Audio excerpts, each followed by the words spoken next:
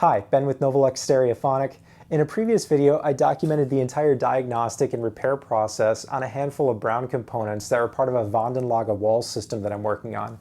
Today, the system is going to get reinstalled on site, so before I wrap everything up, I wanted to shoot a quick video going over a couple of topics. In this video, I'd like to cover what makes this system so sought after and desirable. Then we'll take a detailed look at the TS45 receiver. Out of all the components in the system, I think the TS45 captures the design intent the best, and it demonstrates how the entire system integrates together. Then we'll wrap up by mounting the system on the wall in a Vitsoe shelf system and take a look at how it all comes together. So if that sounds cool, stay tuned and we'll check it out. In order to understand why this system is so sought after, it's important to talk a bit about the designer and the years in which this product was conceptualized and produced. The Wandanlage, or wall system in English, was conceived under the direction of Dieter Rams, the well-known German industrial designer. It represents a convergence of two companies that he was heavily involved with at the time: Braun, a manufacturer of consumer electronics, and Vitsoe, a furniture company. Braun had previously conceptualized other modular systems similar to the Wandanlage, but partially due to size and heat constraints associated with vacuum tube designs, those projects really never went into production. But by the early 1960s, transistorized circuits, primarily using germanium devices, made products like the TS45 possible, allowing Braun to standardize a module size and vertical rail spacing for the Wandanlage system. Along with those technological advances, the state of the economy in West Germany also played a significant role. The post-war period from roughly 1948 to 1965 is often referred to as Germany's economic miracle. During this time, companies like Braun rose to prominence, and the strong economic growth allowed them to invest in ambitious, design-driven projects. The Wandanlage concept began to take shape around 1963, but by the time the product came to market in 1965, the system was priced far beyond the reach of most consumers and functioned more as a statement piece rather than a mass-market product. A complete system would have cost close to 3,000 Deutsche Mark, which was roughly 6 months' salary for an average German worker. In today's terms, that translates to somewhere between $25,000 to $40,000, depending on the calculation method used. As a result, systems like this were typically purchased by wealthy professionals: architects, doctors, professors, engineers, the same clientele who would have been buying Vitsoe 606 systems.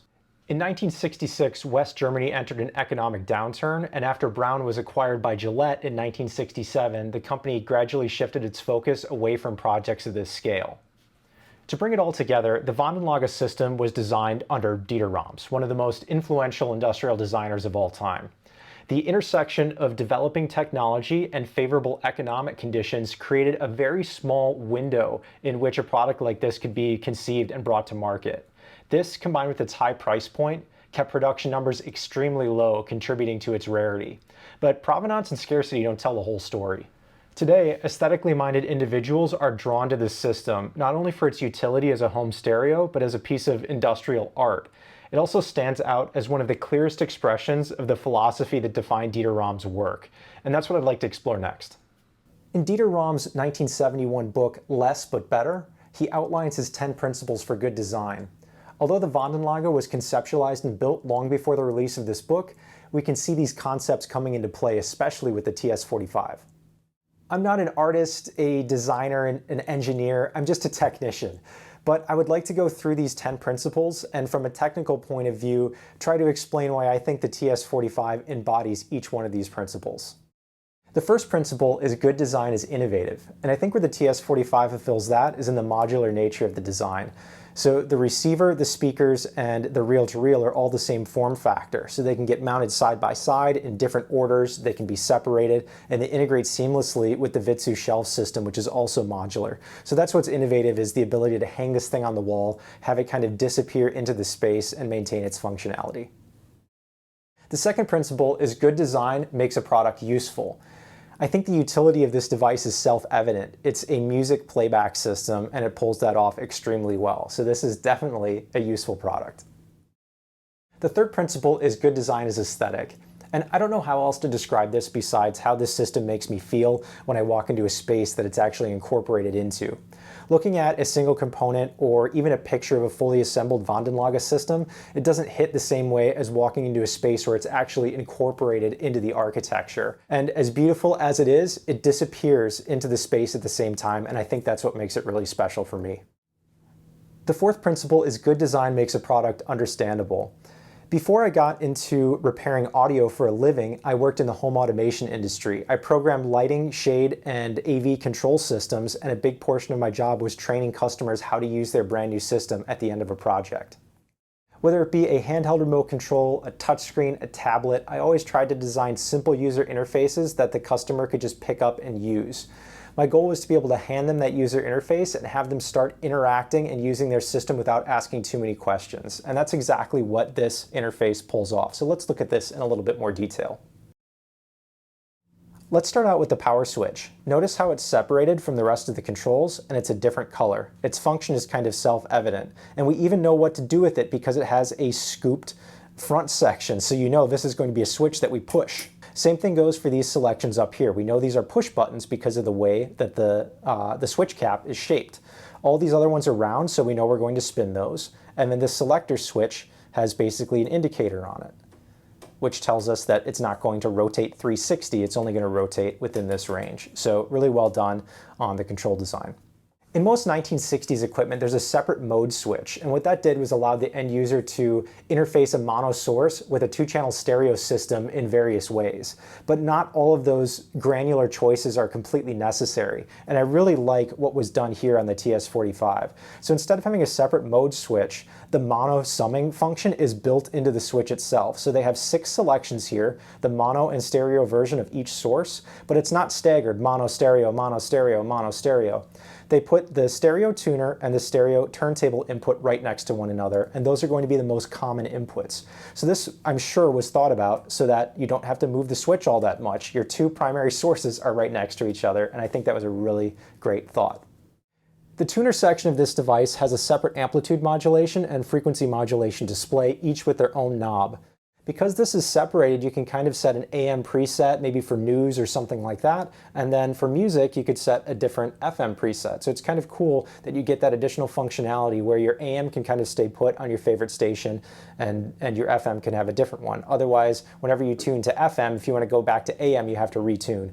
So it's not a huge thing, but it is a nice thought to have these on completely separate dials, and it certainly looks really nice. The remaining controls are volume, balance, treble, and bass, and these controls all affect the overall sound of the system, so they're all located together. These 3 are set it and forget it controls that are based on personal preference in your specific system. So balance, for example, this might be tweaked one way or the other to compensate for a listening position that wasn't quite centered. And one interesting thing to note about this control, it doesn't work like a typical balance control. If I come all the way to here, it's not going to completely mute out the right speaker. It's just a subtle change one way or the other.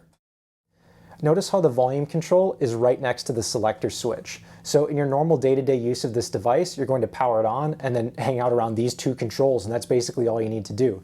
If you want to change station, you go over here, but once you're set up for your room and your preference, you really don't need to touch these controls. So very simple design, very easy to understand. Everything's put in a logical order so that people could just walk up to this and start using it. The 5th principle is good design is unobtrusive. And I think this certainly pulls that off. It's only 4 inches deep. So when you hang this thing on the wall, it disappears. It's not going to dominate a space. It sits there out of the way, able to be used when you want it, but when you don't want to interact with it, it's not going to take up space in your room. The 6th principle is good design is honest. So from an audio perspective, this device has no frills. The power amplifier is just powerful enough to drive these small speakers. In modern day hi-fi, and even back in the 60s, there was exaggerations about how much power something could produce and all this stuff. This system just has the basics. No frills, you're going to turn it on, listen to music, and have a great time. The 7th principle is good design is long-lasting, and I think this has to deal with a product not going out of style. So the example that I would give is if you took a picture of this device and you handed it to 6 random people on the street, I bet you'd get 6 different answers if you asked the question, what decade was this device built? It kind of has that timeless look to it. The 8th principle is good design is thorough to the last detail, and I think where the TS45 and the Wandanlage in general fulfills that is in its seamless wall integration.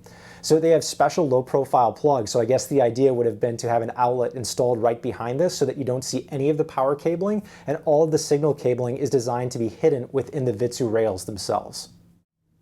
The ninth principle is good design is environmentally friendly. Now, the chassis itself is all metal. There's a lot of recyclable material in this device, but where it's really environmentally friendly is in its serviceability. This device is from 1965. We saw in the service video that I was able to bring this thing back to life, and it's still working very, very well all these years later. So that's a sustainable device. A lot of modern technology is throwaway. If it breaks, you throw it in the garbage and you buy a new one.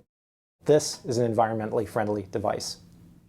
The 10th and final principle is good design is as little as possible, and the TS45 has that in spades. So we already talked about the power amplifier. It's just powerful enough to drive the speakers for the system effectively. No less, no more. We don't have a mid control, just treble and bass. The mode selection is built into the switch itself. It only has the bare minimum for us to have a great audio experience. We already covered most of the front panel, but I do want to point out a couple more things before we spin this unit around. First off, the ventilation here. This is the air intake to cool the power amplifier and the power supply. And the reason I believe it's here is we have no ventilation on the bottom. This means that this unit can be set on a shelf or a countertop or something like that. The intake is here and the exhaust is on the top and the rear. So that's how we can keep the device cool with stuff shoved up next to the side of it and sitting on a flat surface. Another little quirk that I wanted to point out, the dial is backwards. Our 108 megahertz is on the left and our 88 megahertz is on the right. That's backwards of what we normally see on equipment manufactured or marketed to the United States. So this might just be a European thing. The back of the TS45 is pretty simple. We have a name badge and serial number tag here. This is kind of cool though. This is a universal voltage selector. So this is going to be getting installed in Manhattan. I lived in Manhattan for 10 years and the voltage there in my neighborhood was consistently 125, sometimes up to 127. So to play it safe, I've selected the 127 volt setting so that this unit's not stressed out in the city. We have mounting locations here, and we also have feet. So this unit can actually be set down flat on a tabletop. Notice the venting here and here, again for the power supply and power amplifier, and then this section is where we plug in all of the inputs and outputs. Like a lot of other European product, the TS45 uses DIN interfaces. We have 2-pin DIN for the speaker outputs, and for the inputs we have 5-pin DIN. That's for the reel-to-reel, auxiliary, or turntable. We also have a couple of antenna inputs up here for the AM and FM tuners. If we take off the rear panel and take a look inside, we can see that the internal design is modular as well. The power amplifier, power supply, MPX board can all be completely removed for service outside of the unit, and the remaining boards are connected on umbilical cables on sockets, and they can be unscrewed and manipulated enough to service inside of the chassis. So servicing this unit was an absolute dream. It's time to get the system all wrapped up so that I can reinstall it on site.